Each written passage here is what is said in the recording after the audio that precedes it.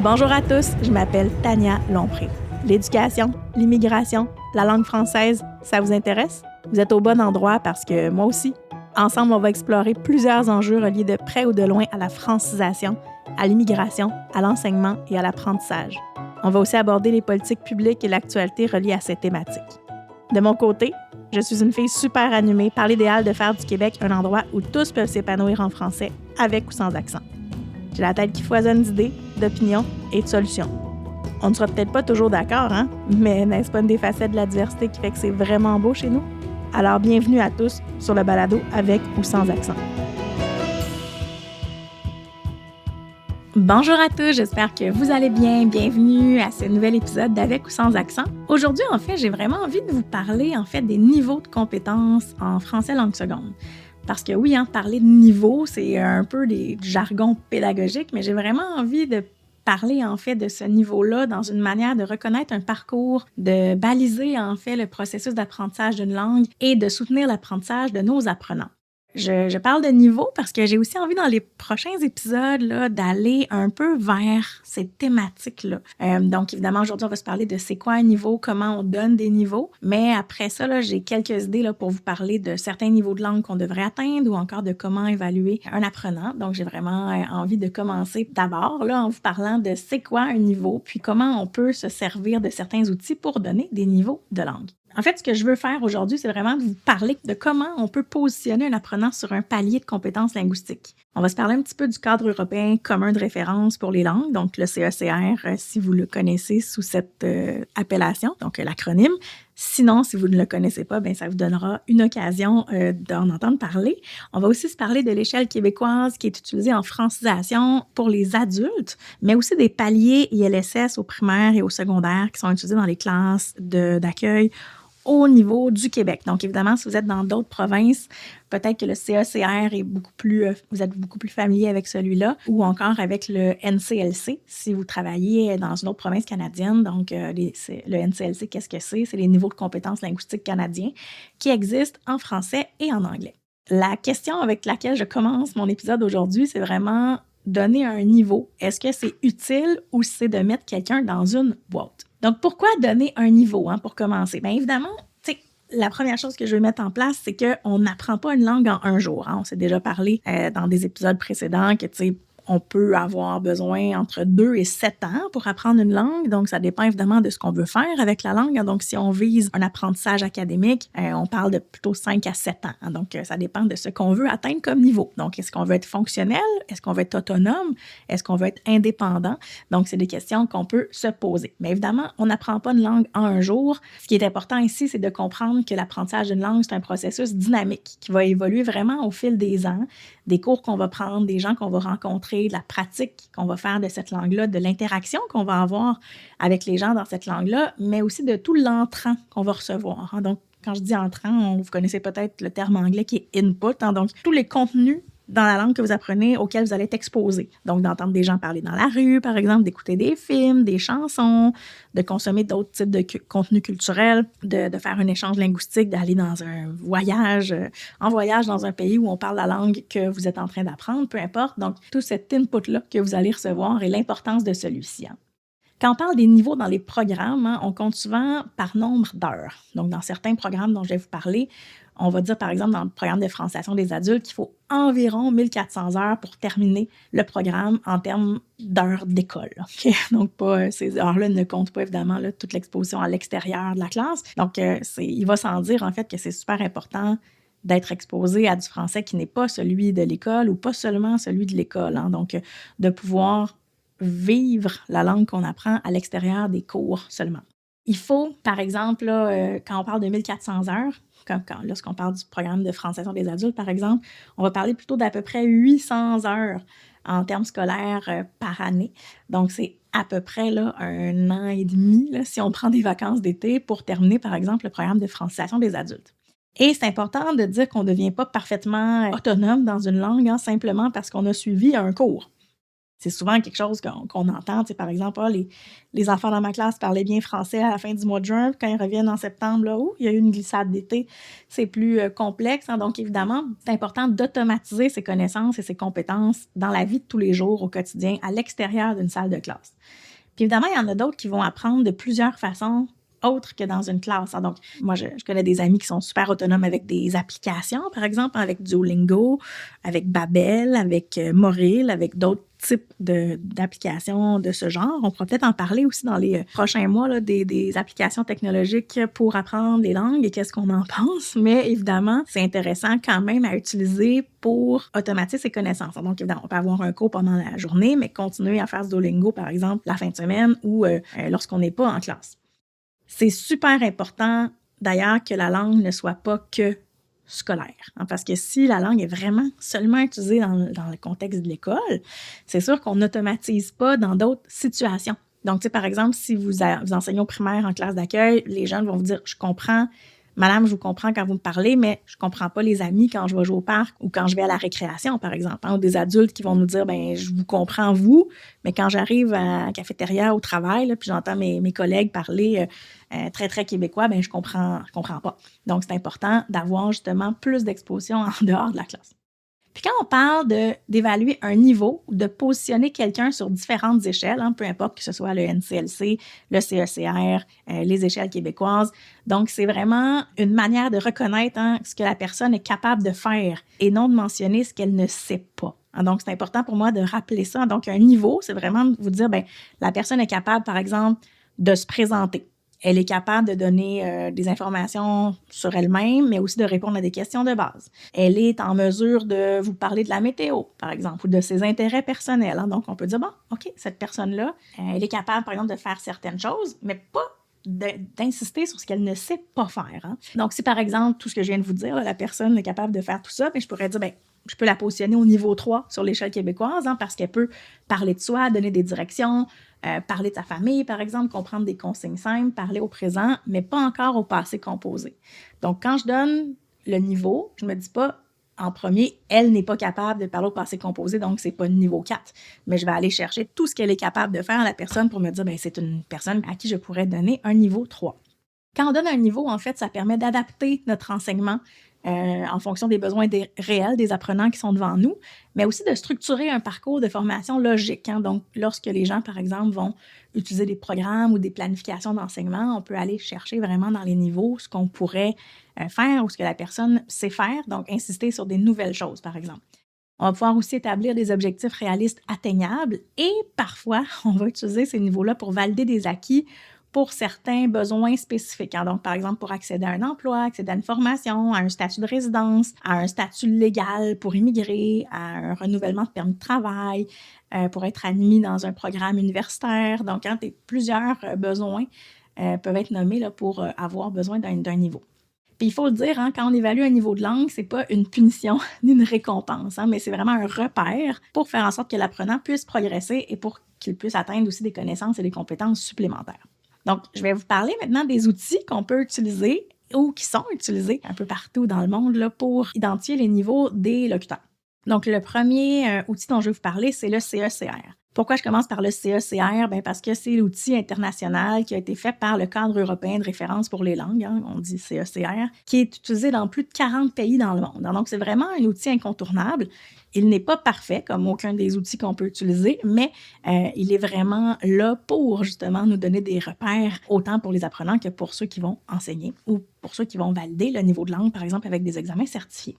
Donc, le CECR, il divise l'apprentissage des langues en 6 grands niveaux. C'est une échelle alphanumérique. Donc, on a un niveau, par exemple, A1, A2, qui sont des stades débutants, les B1, B2, qui sont les stades intermédiaires, et les stades C1 et C2, qui sont les stades avancés. Si on compare, par exemple, avec les échelles qui sont utilisées au Québec, je vous dirais que le niveau 8, c'est comme la fin d'un niveau B2, ou à peu près. Donc, ce qui est important, c'est que les niveaux ne sont pas vraiment définis par des années d'apprentissage. On se parlait d'heures tantôt, donc un nombre d'heures qu'on peut estimer pour atteindre certains niveaux, mais on ne peut pas dire, bien, en 1 an, on peut atteindre un niveau A1. Ça va dépendre de plusieurs facteurs, de la personne, du nombre d'heures qu'elle va être en classe, du nombre d'heures qu'elle va automatiser ses connaissances à l'extérieur de celle-ci, etc. Donc, qu'est-ce que ça veut dire un niveau A1? Donc, c'est quelqu'un qui... il n'y a pas de niveau... on peut dire, par exemple, dans ce CA qu'il y a absence d'éléments observables. Donc, si tu n'es pas un A1, ben, tu es comme un sans niveau parce que tu ne parles pas du tout. Mais quand tu peux obtenir ton A1, c'est que tu peux, par exemple, te présenter, poser des questions simples, répondre à des questions simples. Si on te positionne sur le B1, tu vas pouvoir soutenir une conversation sur un sujet familier. Et si on te positionne dans le C, ben là, tu es capable de faire des tâches vraiment plus complexes, c'est-à-dire, par exemple, participer à une réunion de travail, écrire un texte argumentatif, etc. Donc, le CECR, vraiment, il met l'accent sur l'action. Qu'est-ce que l'apprenant peut faire? C'est donc pas une question de grammaire, mais de tâches de communication. Un apprenant va pouvoir avoir là, souvent d'excellentes connaissances grammaticales. Il va connaître toutes les règles d'accord du participe passé, par exemple, mais il est incapable d'interagir ou de tenir une conversation ou encore d'en écouter une autre et de participer aux bons endroits, de bien interagir et n'est pas en mesure non plus de dégager les informations principales. Évidemment, cela ne se reflètera pas nécessairement dans son niveau, parce que les compétences et les connaissances grammaticales, même si elles sont évidemment essentielles à la structure des bonnes phrases, ce n'est pas une compétence qu'on évalue dans les programmes ou dans les échelles comme ça. Donc, CECR, c'est un incontournable. Si vous ne le connaissez pas, je vous invite quand même à aller voir cet outil-là. On n'enseigne pas nécessairement avec ces niveaux-là dans les classes au Québec, mais c'est quand même intéressant d'aller voir comment la progression. Donc, le Québec vraiment a mis sur pied une échelle québécoise qui est sur 12 niveaux. Donc, on n'utilise pas les codes numériques, alphanumériques du CECR, mais on va vraiment utiliser 12 niveaux. Donc, pour les niveaux débutants, on va dire que ce sont les niveaux 1 à 4, les niveaux intermédiaires 5 à 8 et les niveaux avancés 9 à 12. Donc, ces 12 niveaux-là, c'est vraiment 3 grandes étapes. Donc, débutant, intermédiaire, avancé. Et dans le programme cadre, ou dans les cours qu'on donne au sein des centres de services scolaires, par exemple, au sein du MIFI, souvent, les blocs arrêtent à l'équivalent du niveau 8. Donc, pour aller plus loin, donc aller vraiment chercher des niveaux avancés, il faut soit aller s'inscrire à des cours spécialisés ou encore des cours qu'on appelle français sur objectifs spécifiques. Donc, français pour infirmière, français pour ingénieur, tout ça, qui vont être vraiment dans les niveaux plus avancés. L'échelle québécoise, c'est une progression qui est fondée sur les compétences réelles et non sur le nombre d'heures de cours suivis, même si pour chacun des niveaux, on va demander un nombre d'heures. Donc, pour terminer un niveau 1, on va suggérer 50 heures de formation. Donc, pour tout ce qu'il y a à faire dans le niveau 1, on pense qu'on est capable de le faire en 50 heures. Toujours un peu difficile, souvent les gens vont dire « Mon Dieu, il y a tellement de contenu dans les programmes, comme le programme de francisation, par exemple, mais c'est important de regarder adéquatement les indicateurs du programme. » Donc, par exemple, on va pouvoir lire « sait reconnaître » ou « reconnaît » les verbes principaux passés composés. Ça ne veut pas dire qu'on est capable de tous les accorder à l'écrit, mais qu'on peut les reconnaître ou les lire ou les identifier. Donc, c'est important d'aller voir les verbes introducteurs des programmes pour considérer ou planifier ce qu'on doit enseigner, ce que les apprenants doivent connaître. Au niveau des classes d'accueil au primaire ou au secondaire, donc au Québec, évidemment, dans le contexte québécois, dans le milieu scolaire, on va utiliser des paliers d'évaluation spécifiques. Donc, pour les classes d'ILSS, au primaire et au secondaire, on a vraiment une évaluation par palier. Donc, on a des paliers 1 à 5. Et chacun des paliers va être redivisé en lettres. Donc, palier 1A, palier 1B, palier 1C, palier 1D. Et on va vraiment avoir une progression dans les compétences. Donc, évidemment, un palier 1, c'est un enfant qui est débutant. Donc, je dis enfant, mais ça peut être des ados aussi. Donc, ils vont pouvoir commencer à produire des énoncés simples, mais ils vont quand même encore utiliser beaucoup leur langue première, ou ils ne seront pas nécessairement encore autonomes avec la langue. Pourquoi on utilise les paliers au niveau du primaire et du secondaire? Donc, on va les utiliser pour éclairer des décisions sur le cheminement scolaire. Souvent, est-ce qu'on garde un enfant en classe d'accueil? Est-ce qu'on lui fait faire des intégrations partielles? Donc, évidemment, moi, je suis une partisane de l'intégration partielle dès le départ. Donc, même si l'enfant ne parle pas français, faisons-lui vivre un petit peu d'intégration partielle tout de même. Donc, plus il va être exposé rapidement au français des enfants de son âge, plus il va justement pouvoir bonifier le sien. Donc, super important. Donc, les paliers, en fait, vont tenir compte du rythme d'apprentissage de l'élève aussi, de l'adaptation scolaire et sociale, pas seulement des compétences linguistiques brutes. Donc, c'est important de s'y référer adéquatement. Par contre, c'est peut-être la petite minute éditoriale, il n'existe pas au Québec de document officiel pour positionner les jeunes lorsqu'ils entrent en classe d'accueil au primaire, au secondaire. Donc, c'est très difficile parce que l'échelle québécoise, par exemple, qui existe au niveau des adultes, n'a pas d'équivalent au niveau du secteur jeune. Donc, souvent, les jeunes qui arrivent au Québec, lors de l'évaluation d'entrée ou tout ça, ben on peut pas nécessairement les positionner exactement comme on le ferait avec l'échelle québécoise. Je pense là, qu'il est grand temps que le Québec ait un outil de ce type-là pour valider chacune des compétences, hein, donc que ce soit l'oral, mais aussi l'écriture ou la lecture. Donc, ça permettrait en fait de donner des meilleurs services aux jeunes qui sont dans nos classes d'accueil au primaire ou au secondaire. Et si vous êtes à l'extérieur du Québec, au Canada, donc j'ai pensé un petit peu à vous aussi pour vous parler du NCLC. Donc, qu'est-ce que c'est le NCLC? Ce sont les niveaux de compétences linguistiques canadiens qui existent en français et en anglais, donc dans les 2 langues officielles, et qui sont les référents justement qui sont utilisés pour le gouvernement fédéral, par exemple, pour l'évaluation linguistique des adultes immigrants, pour les programmes de citoyenneté, pour les programmes d'employabilité, pour les formations professionnelles, par exemple, des fonctionnaires qui veulent bonifier leur français. Donc, le NCLC, il est comme l'échelle québécoise, il est sur 12 niveaux, la même échelle que pour les adultes. Ce n'est pas le même programme, mais vous allez voir que si vous feuilletez le NCLC ou l'échelle québécoise, vous allez voir qu'il y a beaucoup quand même de choses qui sont communes.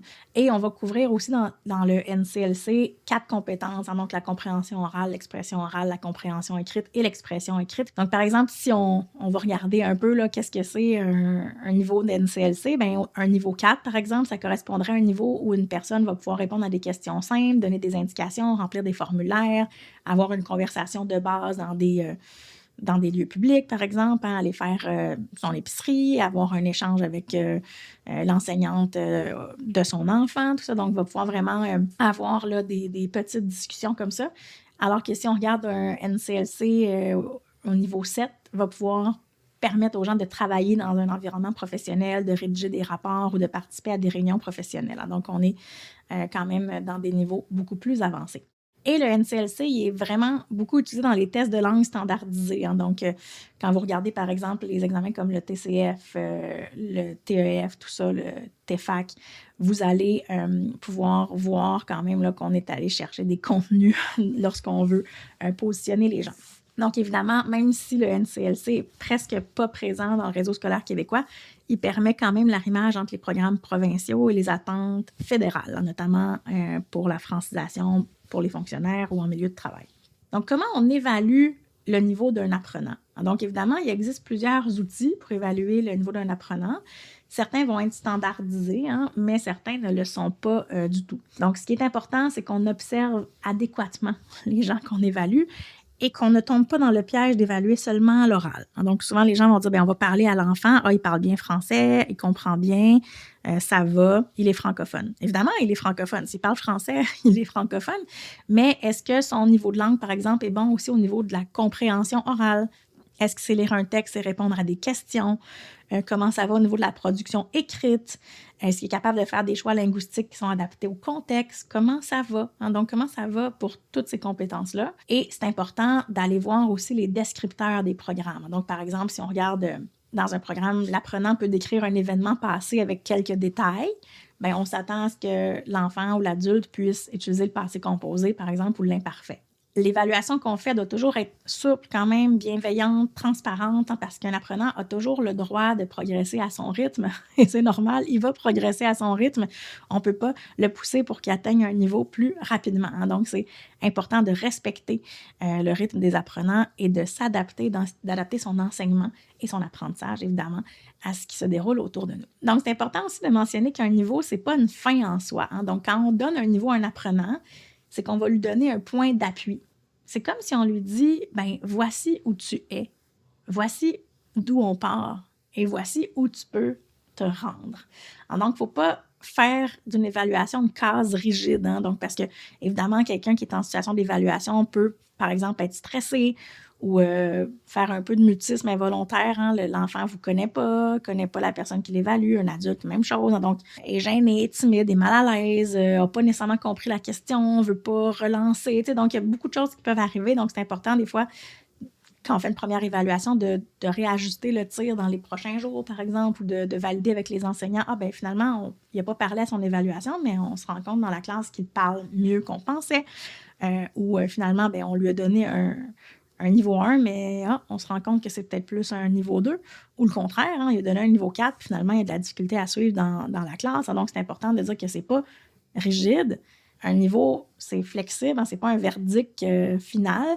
Donc, c'était vraiment un outil pédagogique au service de l'apprentissage. Fait que maintenant qu'on sait bien qu'est-ce que c'est un niveau, dans le prochain épisode, on va se pencher en fait dans les prochains épisodes, sur l'importance des niveaux. Donc, est-ce que, par exemple, on a besoin de parler super bien français pour enseigner la langue? Ou est-ce qu'on peut devenir premier ministre du Canada en parlant un français? Si oui, quel niveau? Hein? Donc, ou gouverneur général du Canada, par exemple. Donc, quel niveau on devrait avoir besoin pour faire certaines choses? Il y a beaucoup de choses qu'on va aller voir dans les prochains épisodes. Donc, vraiment, j'ai envie qu'on se dise, les niveaux, ça existe, mais c'est flexible, c'est un outil, c'est pas une case dans laquelle on enferme un apprenant, c'est vraiment quelque chose qui nous aide, en fait, à guider ces futurs apprentissages. Donc, j'espère que vous avez apprécié cet épisode, que vous avez appris certaines choses et que vous avez peut-être découvert certains outils. Et on se reparle bientôt. Bonne journée! Merci infiniment d'avoir écouté Avec ou sans accent aujourd'hui. J'espère que nos échanges ont été aussi stimulants pour vous que pour moi et que vous serez à l'écoute pour les prochains épisodes. Avant de vous laisser partir, permettez-moi de vous poser une question. Qu'est-ce qui vous a le plus interpellé dans cet épisode? Quelles réflexions vous ont traversé l'esprit? N'hésitez pas à m'écrire afin de partager le tout avec moi. N'oubliez pas non plus de vous abonner au balado pour ne manquer aucun épisode. Faites découvrir Avec ou sans accent à tous ceux qui partagent nos passions pour ces sujets. Vous avez envie de travailler avec moi? N'hésitez pas à me contacter pour connaître mon offre de service ou visiter mon site web. Au plaisir de vous retrouver pour notre prochain épisode. À très bientôt!